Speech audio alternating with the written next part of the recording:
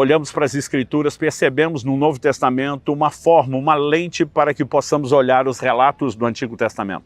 Romanos 15:4 diz que tudo quanto foi escrito para nosso ensino foi escrito. 1 Coríntios 10:11 diz que as coisas que aconteciam ao povo de Israel no Antigo Testamento foram escritos para nossa advertência, para nosso exemplo de quem são chegados os fins dos tempos. E há um texto envolvendo Davi, quando ele está fugindo de Saul, em 1 Samuel, no capítulo 23, que nos diz o seguinte: então disseram a Davi, eu quero ler do verso 1 ao 13, eis que os filisteus estão atacando a cidade de Keila e saqueando as eiras. Davi consultou o Senhor perguntando, devo ir e atacar esses filisteus? O Senhor respondeu a Davi, vá, ataque os filisteus e livre a cidade de Keila. Porém os homens de Davi lhe disseram, temos medo aqui em Judá, quanto mais indo a Keila lutar contra as tropas dos filisteus. Então Davi tornou a consultar ao Senhor, e o Senhor lhe respondeu, levante-se, vá a Keila, porque estou entregando os filisteus em suas mãos. Então Davi e os seus homens foram a Keila, lutaram contra os filisteus, tomaram todo o gado deles, causaram grande matança entre eles, e assim Davi salvou os moradores de Keila. Mas o texto também diz, aconteceu que quando Abiatar, filho de Ameleque, fugiu para junto de Davi em Keila, levou a estola sacerdotal. Foi anunciado a Saul que Davi tinha ido a Keila. Então Saul disse, Deus o entregou nas minhas mãos. Está cercado, pois entrou numa cidade de portões e ferrolhos. Então Saul mandou chamar todo o povo para a batalha, para que descessem a Keila, cercassem Davi e os seus homens. Quando Davi soube que Saul maquinava o mal contra ele, disse ao sacerdote Abiatar, traga aqui a estola sacerdotal. Então Davi orou, ó Senhor Deus de Israel, teu servo ouviu que Saul de fato procura vir a Keila para destruir a cidade por minha causa. Será que os moradores de Keila me entregarão nas mãos dele? Será que Saul virá mesmo como teu servo ouviu? Ah, Senhor Deus de Israel, revela isso ao teu servo. O Senhor lhe disse, ele virá. Então Davi perguntou, e será que os moradores de Keila me entregarão juntamente com os meus servos das mãos de Saul? O Senhor respondeu, entregarão. Então Davi e os seus homens, que eram 600, saíram de Keila e se foram sem rumo certo.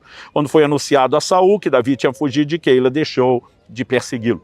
O que podemos extrair como lição prática a partir desse texto? Em primeiro lugar, nós vemos que Davi está com um problema, ele está fugindo de Saul, que por inveja quer matá-lo. Assim como os homens de Davi, que se uniram a ele na caverna de Adulão, porque estavam fugindo dos seus problemas. O capítulo anterior diz que se uniram a Davi os levianos, os amargurados de espírito, os endividados. Todo mundo estava fugindo dos seus problemas, de alguma forma se identifica com Davi, fugindo dos deles e se unem. E agora esse povo todo cheio de problema é convocado por Deus para uma missão de libertar os moradores de Keila. Eles até dizem para Davi, nós estamos com medo aqui, né? Agora, você quer jogar a gente voluntariamente para a guerra? Nós estamos com medo da guerra através da perseguição de Saul para nos alcançar e você quer que nós vamos nos oferecer para a guerra? Mas algo que eu e você precisamos entender é o seguinte, não estou falando de pessoas que estão em pecado e precisam ser tratadas e restauradas. Mas quando estamos diante de problemas, isso não é necessariamente desculpa para não servir. Em Gálatas 4, nos versos 13 e 14, Paulo diz que a primeira vez que pregou o evangelho aos Gálatas, o fez por causa de uma enfermidade na carne. Em 2 Reis 13 e 14, a Bíblia diz que Eliseu estava já, velho, enfermo da enfermidade que haveria de morrer, e quando o rei Joás vai visitá-lo, ele se permite ser um instrumento de Deus mais uma vez e profetizar. Nós vemos Paulo e Silas na prisão, no cárcere de Filipos, se permitindo, depois de terem sido açoitados, estarem presos injustamente, pregarem o evangelho ao carcereiro e toda a sua casa. A verdade é que o ministério requer de nós firmeza. Em 1 Coríntios 15, 58, a Bíblia diz que nós precisamos ser firmes e sempre abundantes na obra do Senhor. Para que sejamos abundantes no serviço, primeiro precisamos de firmeza. E essa firmeza, ela começa quando estamos enfrentando os nossos próprios problemas. E para isso, nós vamos ter que lidar com algumas coisas. Não apenas saber que Deus nos chama a trabalhar, mesmo que as nossas situações não estejam resolvidas, mas nós vamos ter que lidar com alguns sentimentos. Um deles é que nem sempre as pessoas que servimos vão demonstrar gratidão. Nós lemos no texto que Davi se tornou o herói, aquele responsável pelo livramento da cidade de Keila. Mas a pergunta dele ao Senhor é, quando Saul vier e me cercar, os moradores de Keila, esses que hoje me aclamam como herói, vão me entregar nas mãos de Davi? E a resposta divina foi, eles vão te entregar. Basicamente, é como se Deus estivesse dizendo, chegará o momento onde a memória deles vai esquecer aquilo que você fez por eles. E eles vão te entregar de bandeja. Eles vão pensar apenas em si mesmos e não em você. Toda pessoa que se dispõe a servir outras deveria trabalhar seus sentimentos, não esperando nenhum retorno das pessoas. Porque, na verdade, quem chamou Davi para aquele livramento não foi o povo de Keila, foi Deus. E quem recompensa aquele que atende o chamado de Deus é o próprio Deus. Então nós precisamos ter isso em mente. Jesus diz, eis que cedo venho, Apocalipse 22:12, e comigo está a minha recompensa para dar a cada um segundo as suas obras. Você não precisa da gratidão das pessoas, você não precisa do reconhecimento das pessoas, porque servir as pessoas é apenas um efeito colateral da sua disposição de servir a Jesus. E é Ele quem te recompensa. Um outro sentimento que nós temos que lidar quando falamos de servir a Deus com problemas é que muitas vezes nós também podemos ter aquele sentimento de Deus me usou na vida de alguém para que algo acontecesse que na minha própria vida ainda não aconteceu. Então, por exemplo, quando lemos Gênesis capítulo 20, verso 17, e vemos Abraão orando pelas mulheres da casa de Abimeleque, né, que a Bíblia diz a madre delas havia sido fechada. E a Bíblia diz que depois dele orar, Deus abriu a madre delas. Eu fico imaginando se não era confuso para Abraão, que estava esperando o milagre da mulher dele, Sara, depois de já ter uma promessa de Deus. Mas ele está sendo usado por Deus para ver algo acontecer na vida dos outros quando ainda não aconteceu na dele. Servir os outros mesmo com problemas não é algo tão simples ou automático. Vai requerer de nós um entendimento claro, um posicionamento, né? Como eu disse, se as pessoas não agradecem, precisamos entender que Deus o faz. E se estamos diante de situações que nossa mente começa a questionar, precisamos nos lembrar que Deus é digno de toda a confiança. Logo depois desse episódio, onde Abraão serve com alegria aquela casa que recebe antes dele um milagre, nós percebemos que a sorte de Abraão também seria mudada. Aliás, é interessante observar isso. A Bíblia diz no livro de Jó que Deus mudou a sorte de Jó enquanto ele orava pelos seus amigos. Muitas vezes a oportunidade que temos de servir os outros é parte de algo que o próprio Deus usa para provocar a resposta daquilo que nós também precisamos.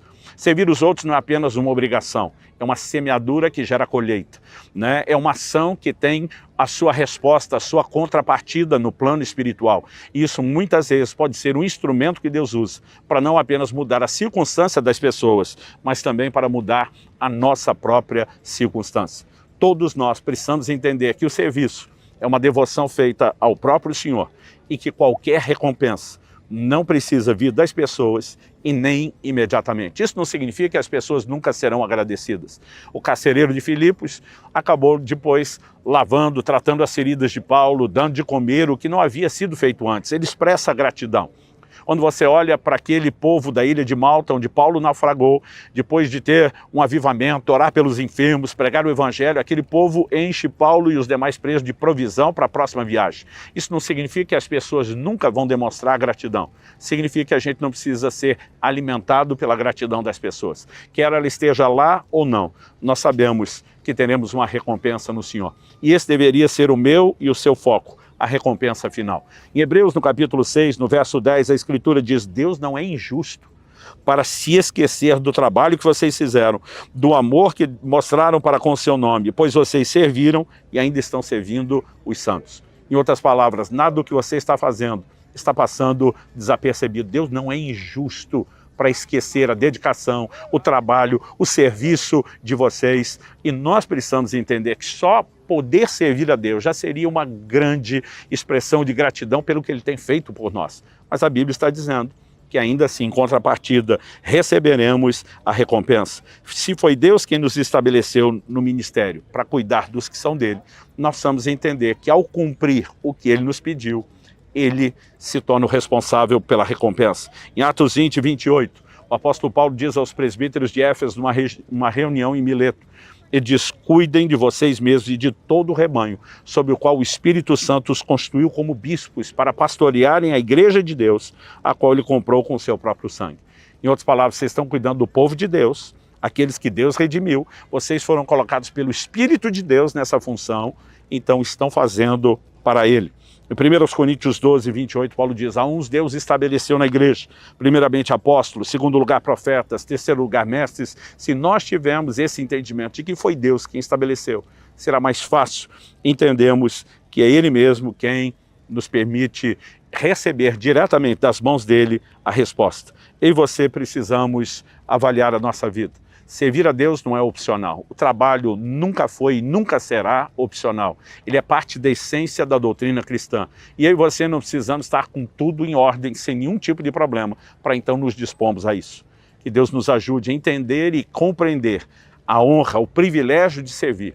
E que a gente faça isso, mesmo com problemas. Porque muitas vezes, diante dos problemas, teremos não apenas o consolo divino para suportá-los, mas teremos um caminho para até mesmo ver a mudança deles. Isso também nos ajuda a tirar os olhos de nós mesmos, de sermos egoístas, de ficarmos apenas naquele lugar de lamentação, mas também nos permite, enquanto servimos os outros e vemos o que Deus faz pelos outros, lembrar o que Ele pode fazer por nós. Então, volto a repetir, não é apenas uma forma de ajudar os outros, acaba se tornando inevitavelmente, consequentemente, a maneira de você também se ajudar e se conectar com Deus. Então creia que ao obedecer a Deus, não há chance ou forma dessa história terminar de outra maneira.